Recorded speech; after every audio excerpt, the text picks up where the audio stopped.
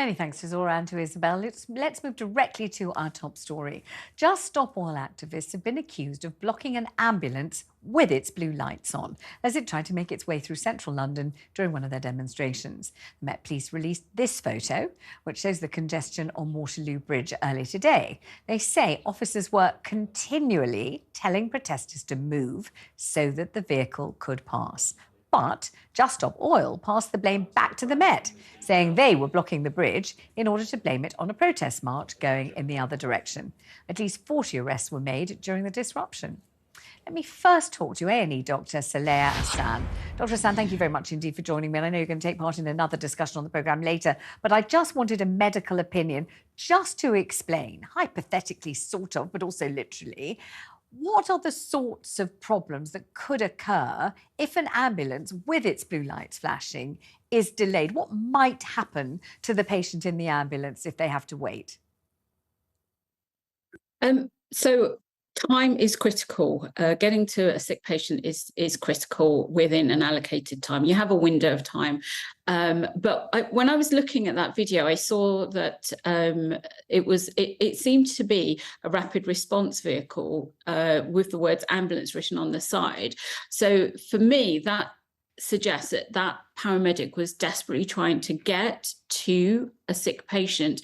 I can't confirm or I don't know the full facts of whether there was actually a physical patient in there, but those vehicles tend to be rapid response vehicles, and they are deployed to very sick people who need urgent assistance and to get there ahead of an ambulance to help stabilize. So every second counts, definitely. All right, so let's imagine somebody, a team of medics are going at full tilt as fast as they possibly can through the crowded London traffic to get to somebody, let's imagine, who's had a stroke, let's say.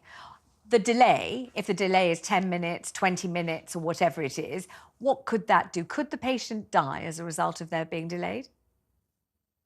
With a stroke, time is brain. So you need to get that patient into hospital because there are certain treatments that we can do within a certain time frame that can help save more of the brain, if you like, to put it into more layman's terms. We have a window of time from when the symptoms start, when we give some special medications that can help the brain injury.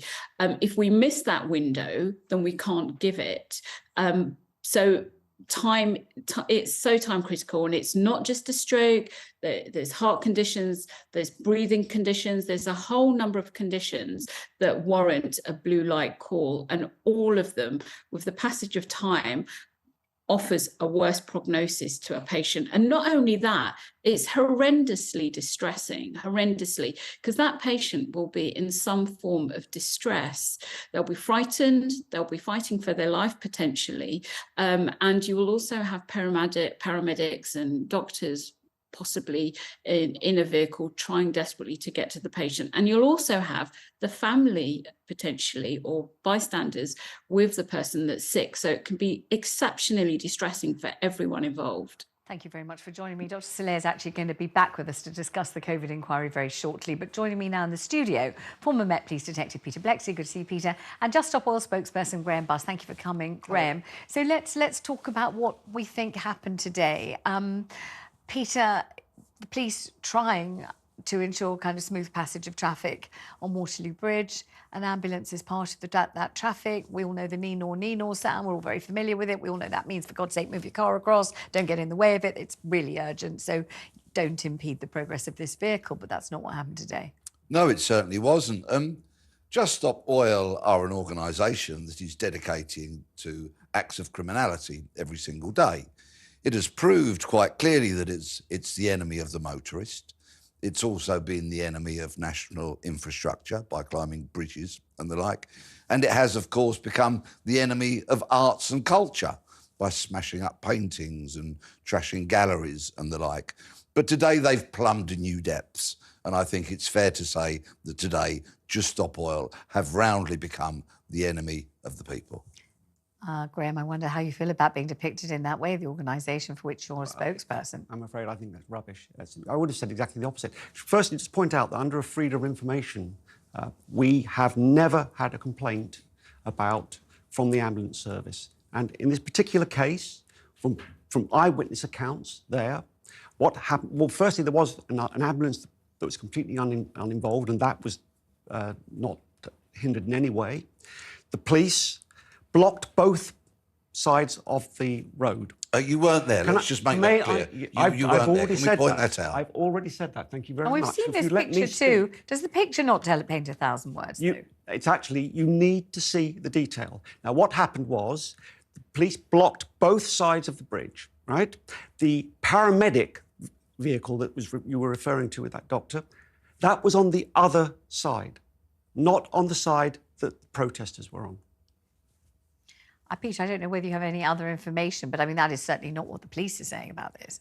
I'm not sure that is what the police, not what the police are saying, actually. The report I saw suggested that that was the case. I think what you might find is that the media, particularly the right-wing media, have an interest in making that, in telling that story, in fact, lying about it. Well, we certainly have an interest in telling that story, but I don't think it's got anything to do with being left or right wing. I don't think it's a political story in any way. I think, you know, in every single time we've discussed a Just Stop Oil protest, one that's impeded the progress of people as they are on their way to work, we always posit the possible scenarios. Can't help it. You know, what if there's someone who's on the way to their mother's funeral? What if there's somebody who's about to give birth? What if there's somebody who's going to a very important job interview? What if there's somebody, you know, and every time I have your spokespeople in the studio, which I've done many times, you're always very polite, you're always very, very clear, but the response always is something along the lines of, and you can correct me if you disagree with me, of course, something along the lines of, what we stand for is so important because, you know, if we don't stand for it, the planet will pretty much implode very quickly, and this is for everyone's future.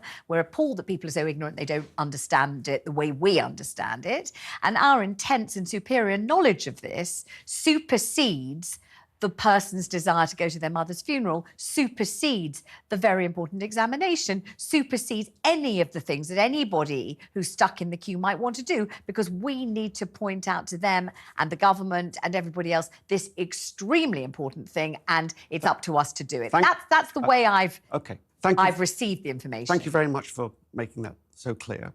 I should point out that at this point there is no injury that anybody at all was harmed. But if you look at consequence of the climate crisis, we've had some very, very severe flooding. If you look in the Peak District, there was a flood in a house, and the emergency services took the decision that they wouldn't go into the house to rescue the old lady, Peterfield. They wouldn't go into the house to rescue the old lady because it was a risk to the emergency services. When they came back the next day, the old lady was floating dead in the water, in the flood water, in her ground floor. Her son found her. I mean, that's tragic, but what's your point? That's the consequence of the climate crisis. People are already dying now because of the climate crisis. We are in a critical point in our history here. We have to take this more seriously. And unfortunately, the government isn't taking it seriously enough. And I would ask you, Vanessa, do you take it seriously enough? Do you understand how serious this is? Well, I've had many representatives of your organisation telling me how serious it is. So do you believe it? I don't know. Do I believe it? I'm not sure. I think I believe it, but I still question one sector of the community imposing its beliefs or its very strong convictions on other sectors of the community, particularly because there always seems to be a dissonance, because the people that you're stopping from going to a funeral, going to a wedding, going to a party, going to work, going shopping, doing all the things they're trying to do, they can't influence this anyway. It's not as if only they realised, if only they got it through their thick heads, if only I understood, if only you really had managed to persuade me, I could do something to influence it. I hear what you're saying. Now, I recognise that what we do is very disruptive. And criminal. I recognise that what we're doing is very disruptive. And criminal. Well, respond to this. Is it criminal? I recognise that what we're doing is very disruptive, and we stay there, and if the police arrest us, we go to court, and the court will try us. So we take that ownership of our actions. Now, I should point out, look at what, just the day before, we damaged a painting, broke the glass on a painting, a very famous painting that was slashed by the suffragettes.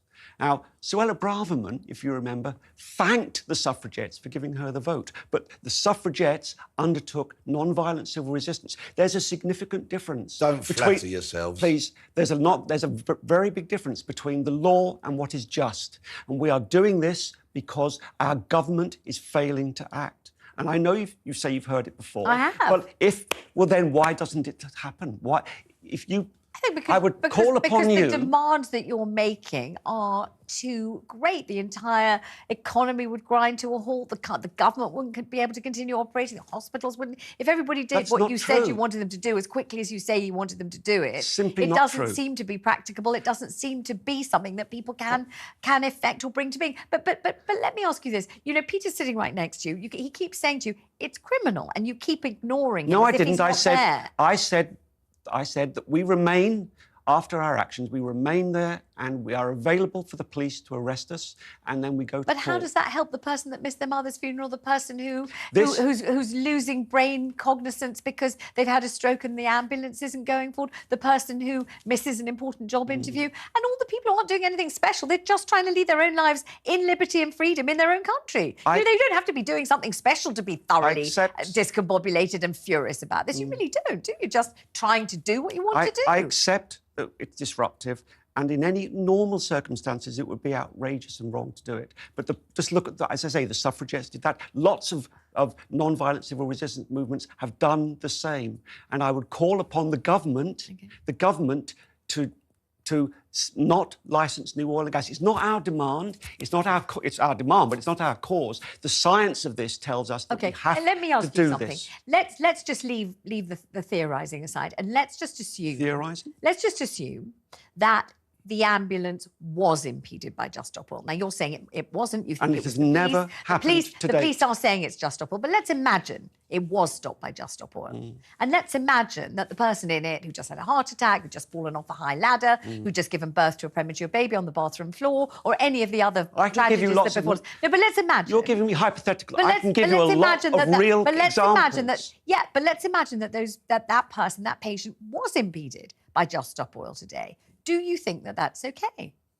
Of course, it's not okay. But that's not the point, is it? The point is that we have no choice now. We've had years and years of quiet negotiation and quiet discussion, and yet we see the climate getting worse and worse and worse. And we have gone from climate change to a climate crisis, and we are going to be in a climate catastrophe. We won't just see...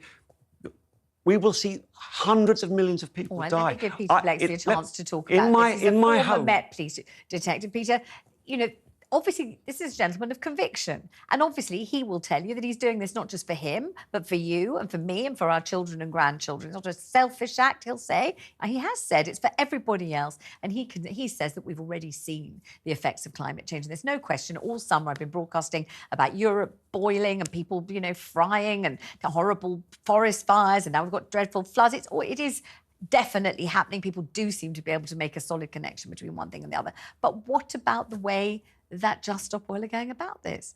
Nobody breaks the law in my name. This organisation, which embarks deliberately on criminal acts on an almost daily basis, is so idiotically tone deaf that yesterday, clearly, they paid no attention to the King's speech, when the King quite clearly laid out that new licences for gas and oil extraction will be granted by this government. If they had one smidgen of common sense, which they clearly don't, they would be whispering into the ear of the leader of the opposition, for example, saying, will you repeal this law should it get passed and should you get elected? But no, the level of their intellect, the most they can do is to lay down in the road. Grahame, I'll give you the final word on this. Why not? I would call upon the public, the ordinary people, because we are ordinary people. By the way, I used to work in the oil industry. I know how it works, and I know they're failing us. I would call on ordinary people on the 20th of November to come to Parliament Square and to march with us. Well, thank you both very much indeed for coming in. This is what's coming up after the break. Insiders at the Inquiry.